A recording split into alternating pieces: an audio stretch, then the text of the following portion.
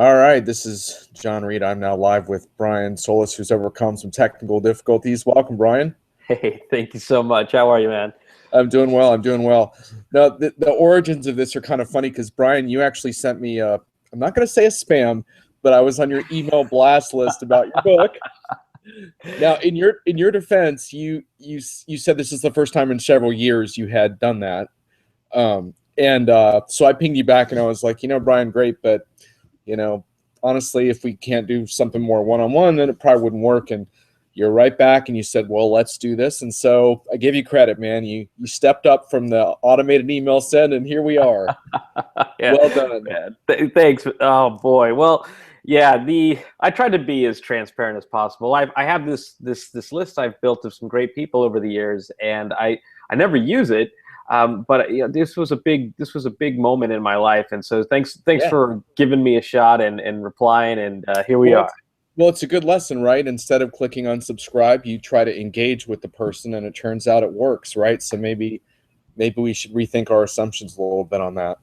And this actually isn't your first book either. You're a prolific guy, but tell us about this latest book. Tell us the title. It's about experience design, but just tell us about why you decided this was an important thing to do. Yeah, absolutely. You think that I would be smart enough and have a copy in front of me, but oh well. Yeah, wave it for the camera, Brian. I'll take a step away. I got to have something somewhere. I'm my own worst marketer, I guess. Yeah. The book is called X, The Experience When Business Meets Design. And the whole idea was, I mean, it's my 7th book, but it's also I'd like to think of it as my first book to bring about a new genre of what I felt books could mean in a digital economy. And the book's about experience design and the importance of engagement through experiences and the emotions that those generate with customers, with employees. So I thought, hey, isn't it a bit ironic for me to tell you that you need to change, you need to create great experiences for a new generation, but I'm not going to do anything. I'm just going to give it to you in a regular old book. Right. So I felt like I would read my own book, take my own advice, and hence that's why one of the main reasons why this book took 3.5 years to produce. Right, and in fact, I was actually going through the reviews on Amazon, and one of the things that I went looking for some negative reviews. Honestly, Brian, I can't find a negative review of your book yet. You have about 40 reviews so far, so that's actually not bad. Usually, you can find at least one bitter reader by then. But there were a couple of people who, I think there was one negative review that was really more about the look of the book, and it looks to me like you took some chances with the printing and the styles. So you essentially wanted the book to be somewhat of an experience, I guess you could say. Is that the idea? Yeah. Hey, curious. So I know exactly which comment you're talking about. Did you see the reply I gave to him? Oh, no, I didn't look at your reply. What did you say? Well, so his complaint was that, and I'll explain the context of this so that those following along will understand why. But his complaint was that the saturation of this, a 4-color book, the saturation of the color in his book created a wave on his pages rather than just being nice and flat. The pages were wavy. And so I told him straight up that's a printing issue, and that was a bad copy.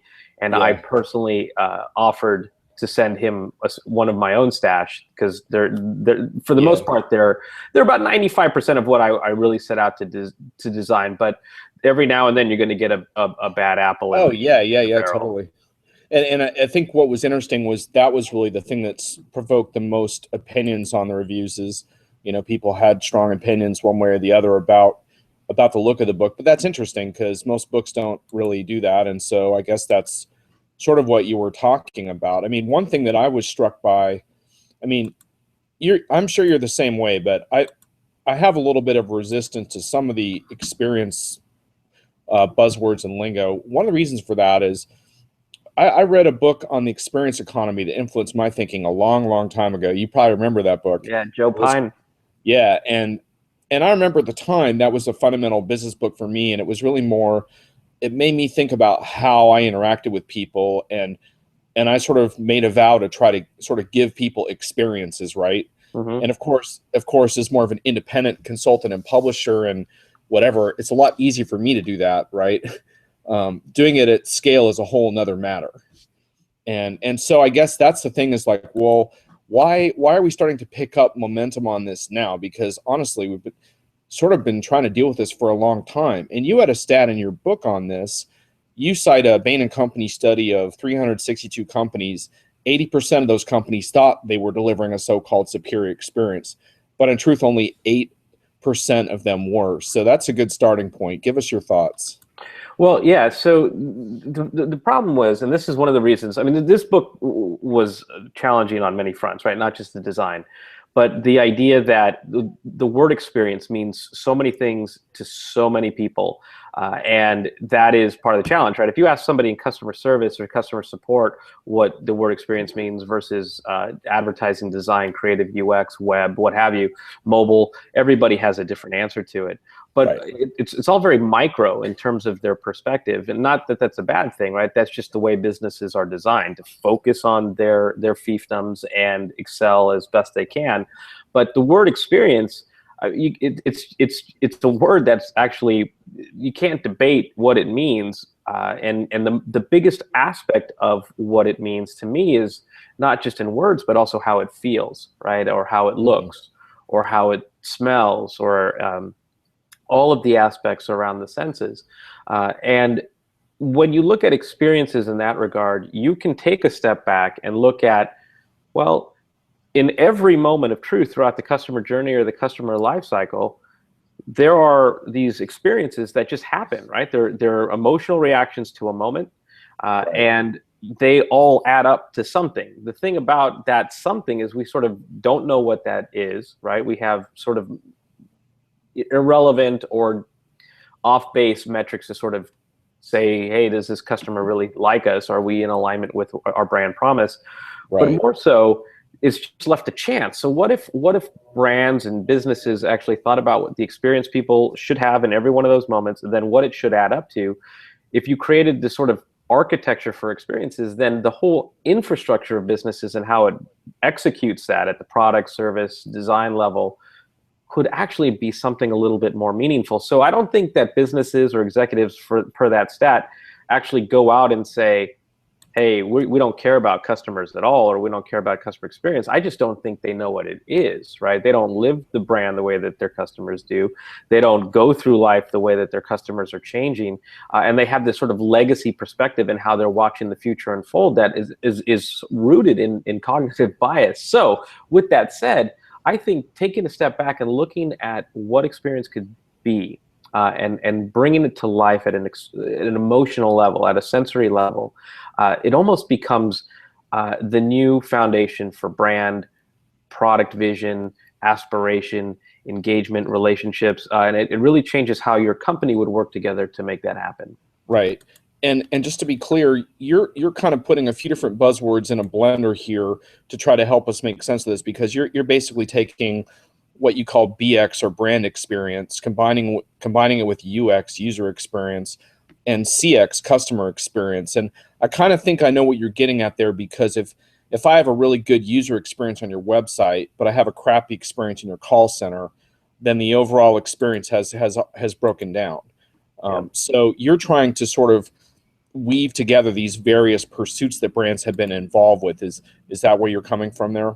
Yeah, exactly. So the challenge is that there's so experience is a buzzword. There's a ton of buzzwords around this space, and I was trying to get to the heart of the matter. Like, let's have a tangible conversation about possibilities to elevate brand relationships, customer relationships. So the aspect of brand experience, which is one of the big trends, user experience, which is an underappreciated methodology and approach, in my opinion, and customer experience, which is all the rage right now.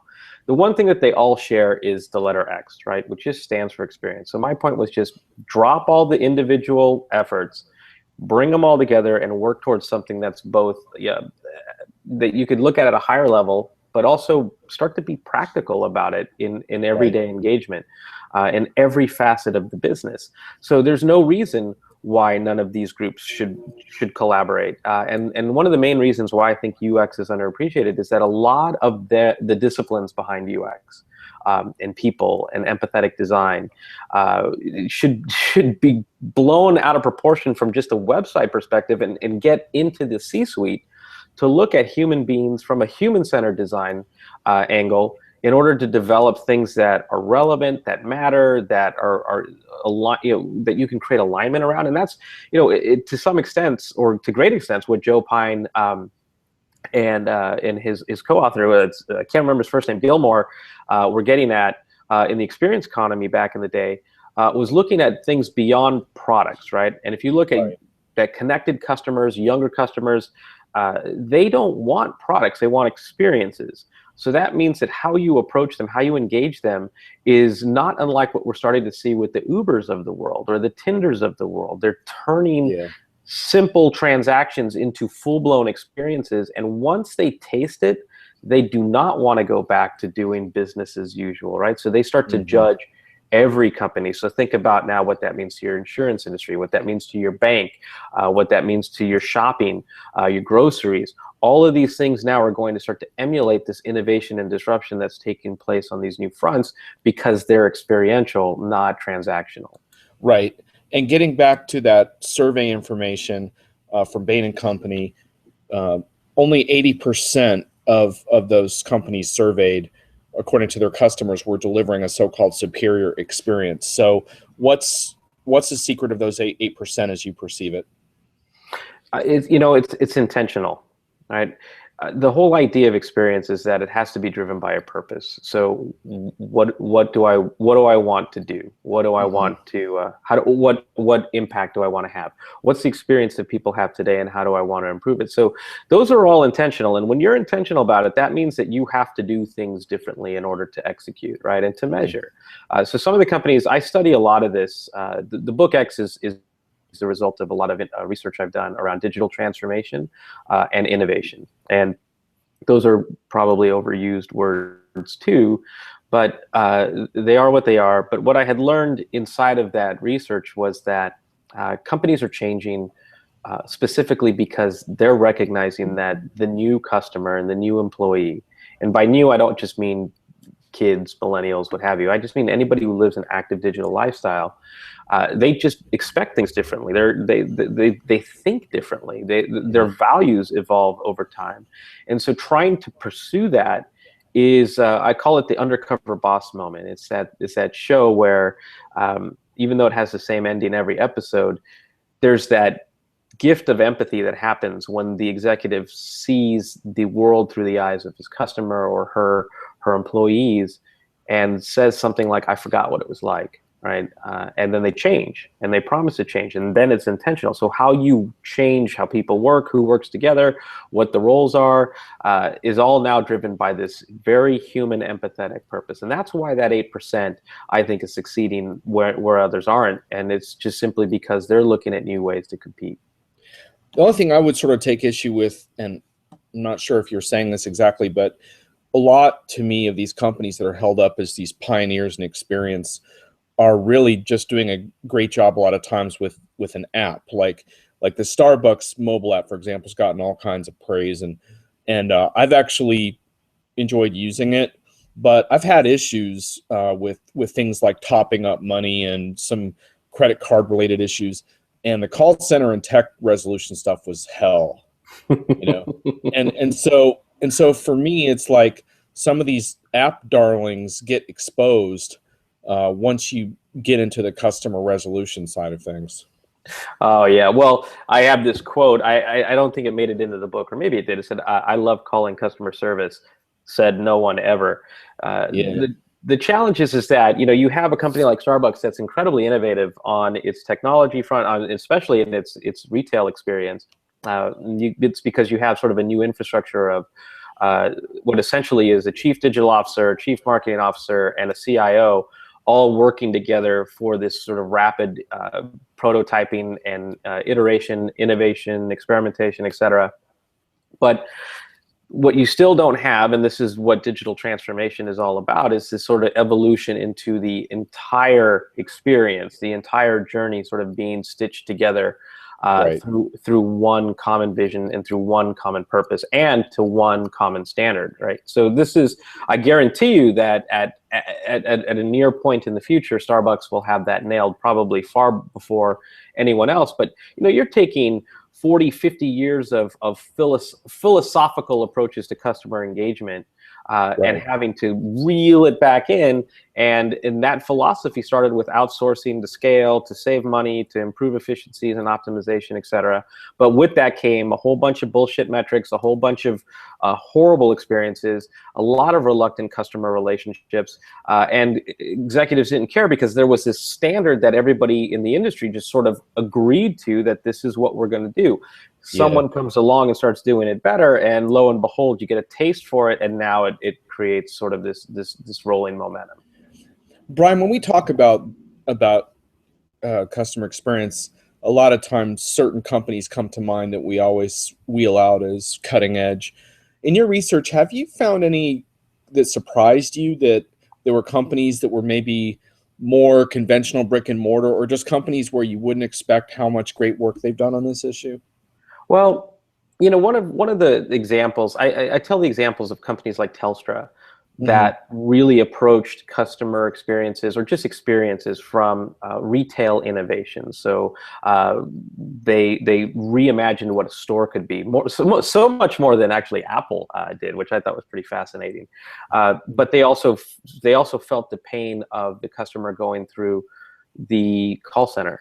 And also online. So they tried to really connect the dots between retail, online, and call center, so you could at least have that as a consistent experience. And they're still doing a lot of work around the rest of the journey. You have companies like Sephora that, with Bridget Dolan, who decided to go through the experience through the shoes and eyes of her customer, to see what it was like, rather than looking at the customer journey as it is and seeing where to remove friction and to bolt new things onto it. She found real great opportunities to bring disparate groups together to create something much more integrated and valuable. So much so in her work that she now spearheads the new innovation center that was open in San Francisco to further get in front of digital customers, to really understand the technologies that they're using and have a rapid implementation program to test them out. So you have really cool stories happening here and there. And what I'm trying to do with the book X was introduce what I hope is a series of real pragmatic, I mean, they're still challenging, but pragmatic steps to just build a new infrastructure one step at a time for the business of the future. To say, look, Right. it's not enough to compete at products. We've all figured that out. We've all got 60 years of fine-tuned business models that are now starting to decay. And that's why an app can come out of nowhere, be worth tens of billions of dollars, dominate industries around the world, simply because they're catering to just the human aspect of the customer. And I think it's weird that we sort of lost that over the years, but it's coming back, and it's coming back with a vengeance. If I put my curmudgeon hat on, which I do sometimes, I would say that the danger you're running into is attempting to boil the ocean, and by that I mean, like I'm writing up a use case right now from a customer. It's a very interesting story about some digital transformation they did with customer advocacy, and I see a lot of these examples, but a lot of times it's sort of a departmental example of a company moving ahead with a really great mobile app or a great new initiative. And what you're asking customers to do is to tie all that together somehow. And like you said, from an architectural and cultural standpoint, there's a lot there. Do you think it's possible to do this? Yeah, it's absolutely possible. It's not only just possible, it's necessary. I mean, Hmm. I'll tell you this. I do a lot of research with Google around what they call micro moments, and I talk about this in the book. I'm trying to create a sense of urgency, but also not telling you to boil the ocean. Giving you sort of cups Hmm. or pools, if you will. Okay, you want to start me with a smaller piece of sand, right? Yeah, I just give you Okay. areas where you can have an impact, uh, Okay. and where we learned where there's one great opportunity for impact is in micro moments. So the mobile customer is completely upsetting the customer journey because they're fragmenting it. They're coming in and out of it. They're doing things their way. And the stat that I think blows people away is that 90% of mobile customers will go into that journey without having a brand affinity. They'll go into it completely brand agnostic, and they're looking for information based on context and intent. So I want to learn, I want to do, I want to go, I want to buy. And so they're very specific, right? And so now you have to almost rethink, well, now that I know that the experience is going to unfold this way, what would I do about it? And it gives you a real nice opportunity to, well, essentially to experiment and to, well, more importantly, to learn. But this is why the book really focuses on the customer aspect of change, because there's so many opportunities to start small and go big there. But you could take the same approach that's in the book and apply it to employee engagement, right? Because the same dynamics that are causing disruption in customer markets, you know, they don't want to work the way that, you know, 2-3 generations before them have worked with technology, and the standards to which they're measured for success, or, you know, the whole idea of trying to solve the future of work with open spaces. I mean, there are psychological and sociological aspects to this that require human resources to actually become human, to rethink what employee engagement and management means, right? And what success even looks like to them, and what happiness looks like to them. It's just all very different. So yeah, eventually the ocean will be boiled, but it's never going to stop. I mean, it's just going to continue to evolve. Yeah. When I think about this from more of a historical perspective, I think back to the 90s, where companies that wanted to do this, I think even if culturally they were ready, I don't think the technology was really there to do it, right? And I think you're totally right about mobile, because mobile makes these things possible. And it also exposes the issues in the process, right? Because now suddenly you're carrying this experience around with you, and that really makes it harder for companies than if you're just checking their website once a week, you know? Right. I was recently trying to get home from Europe, and I was changing planes in Toronto, long story. And I nearly ended up spending the night in the Toronto airport. And the reason I didn't was because of TripIt Pro, because I got an alert that my plane had been canceled.